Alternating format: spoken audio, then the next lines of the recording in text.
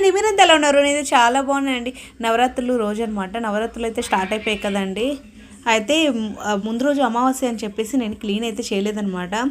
అమావాస్య ముందు ఎందుకని మళ్ళీ శనివారం కూడా చేయలేదు. సోమవారం ఉదయాన్నే 5:30కి లేసి దేవుడి గదంతా క్లీన్ చేసుకున్నాను అనమాట. అక్కడ దేవుడి విగ్రహాలు అవన్నీ ఉంటాయి కదా, నల్లగా అయిపోతున్నాయి. అవన్నీ తీసి కడిగేసి క్లీన్ చేసుకున్నాను అనమాట. చూసారు ఎంత తెల్లగా వచ్చాయి. దేవుడు అన్నీ క్లీన్ చేసి ఎక్కడొక్కడ సెట్ చేసుకున్నాను అనమాట. నేను అవే నాకు టైం ఎక్కువ పట్టేసింది అనమాట. దేవుడు గది క్లీనింగ్ అంటే 2-3 గంటలు పట్టేస్తుంది కదా. ఇప్పుడు అవన్నీ క్లీన్ చేసుకొని తర్వాత ఏమో చూడండి అన్నీ మళ్ళీ చక్కగా పెట్టుకొని అమ్మవారికి పీఠం అయితే పెట్టాను ఇలాగా దుర్గాదేవికి.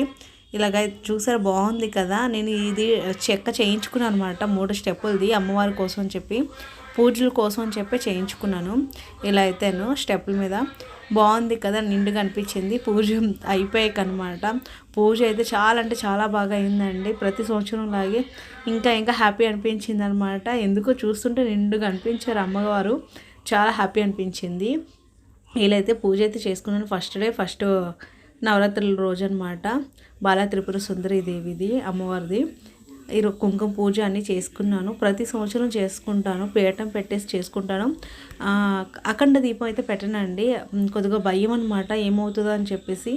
ఏమో ఇలా పీఠం పెట్టుకొని చేయడం తప్ప అఖండ దీపం అంటే కొద్దిగా భయపడతాను.